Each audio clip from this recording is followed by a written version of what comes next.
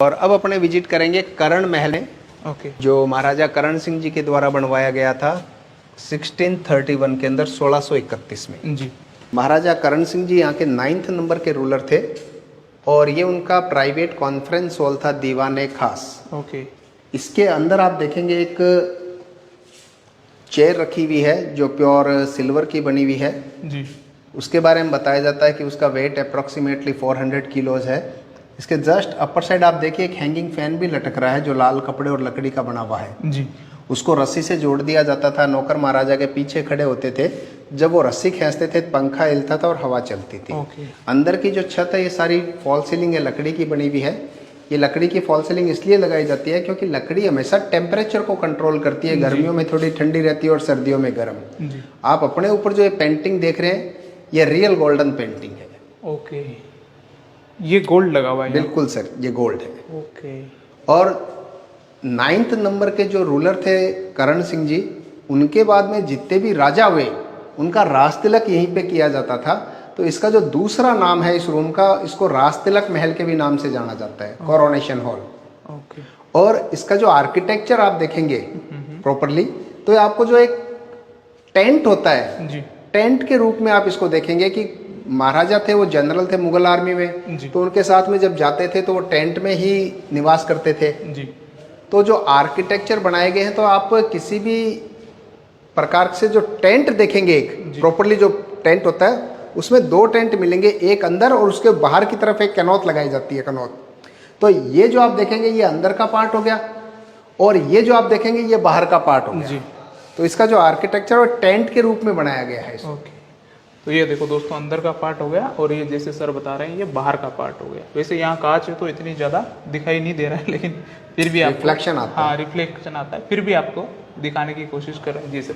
और जो आर्टिस्ट है वो ईरान से बुलाए गए थे। ओके। आज के समय में हालांकि इन्होंने नहीं बुलाए, लेकिन जब ये दिल्ली जाते थे तो उनसे मिलते थे, तो उन्होंने वहाँ से यहाँ पे इनवाइट किया उनको।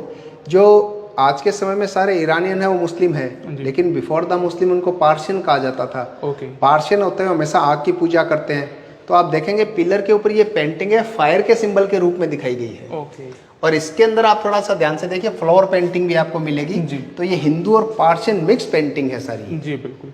तो सर ये जो ऊपर आपके अंदाज से लगभग कितना गोल्ड लगाया गया होगा इसको बनाने के लिए, छत को? सर इसमें कोई भी रिकॉर्ड नहीं बताया गया। ओके। इस किले का 2nd कोर्टयार्ड है और इसको होली कोर्टयार्ड के नाम से जाना जाता है। होली जो फेस्टिवल है, जी। पुराने समय में महाराजा होली फेस्टिवल यहीं पे सेलिब्रेट करते थे। होली के दिन ये जो अपने सामने टैंक है इसको कलर्ड वाटर से भर दिया जाता था। ओके। और जो बीच में कैनोपी है इसमें महाराजा बैठते थे और उनके मंत्री और नोबलमैन यहाँ पे आते थे और उनके साथ में होली खेलते थे। ओके। उस समय चूंकि पर्दा प्रथा चलती थी इसलिए लेडीज जेंट्स के बीच में अलाउ नहीं होती थी, इसलिए लेडीज सारी इन जरोकों के पीछे बैठने के बाद में फेस्टिवल देखती थी। ओके। और ये जो दूसरा काम इसका ये आता है कि कभी भी हिंदुज़म के अंदर गद्दी को खाली नहीं छोड़ा जाता था, तो सांझ का जो दरबार लगाया जाता था वो भी कई बार यहीं लगाया जाता ओके। था। मेरे यहाँ से लेफ्ट में आप देख रहे हैं कुछ ब्लू टाइल्स है, जी। ये हॉलैंड और चाइना की टाइल्स है। ओके। आप किसी भी किले के अंदर विजिट करेंगे तो आप देखेंगे 3 चीज आपको मोस्टली मिलेगी, इटालियन मार्बल, हॉलैंड टाइल्स और बेल्जियम मिरर। ओके। उसके पीछे क्या रीजन है सर? रीजन ये कि maharaja used to visit in the European countries. Okay. और जब उनको ये लगता था कि ये फेमस चीज़ है तो वो परचेज करके लेके आते थे, क्योंकि ये चीज़ें बहुत फेमस थी पहले। और वहाँ पर आप 3 पेंटिंग देख रहे हैं सर। जी। फर्स्ट में एक ट्रेन दिखाई गई है, बीकानेर में पहली ट्रेन आई थी 1891 के अंदर, ओके। जोधपुर से बीकानेर। सेकंड में एक वाटर कैनाल दिखाई गई है, वाटर कैनाल आई थी बीकानेर में 1927 के अंदर। ये वर्ल्ड की 2nd लॉन्गेस्ट कैनाल है और ये एशिया की सबसे लंबी आर्टिफिशियल कैनाल है। ओके। थर्ड के अंदर आप एक एलिफेंट देख रहे हैं कार्ट के आगे। जी। वहाँ पर जो एलिफेंट है पावर ऑफ इलेक्ट्रिसिटी के सिंबल के रूप में दिखाया गया है। बीकानेर में लाइट आई थी 1914 के अंदर, राजस्थान में सबसे पहले। जी। तो ऊपर का जितना भी आप ये व्हाइट कलर देख रहे हैं सारा व्हाइट लाइम है, ये चूने का प्लास्टर किया गया है। ओके। और नीचे आप देख रहे हैं रेड कलर, ये सारा रीपेंट है। ठीक है। वो सर एज इट इज है ऊपर वाला अभी तक? कौन सा? ऊपर वाला जो व्हाइट ये लाइम से किया हुआ है ये उसी समय का है या नहीं, ये बाद में किया गया बाद है, में? सारा बाद में किया गया। ओके, तभी इतना न्यू हाँ। दिखाई दे रहा है। जी।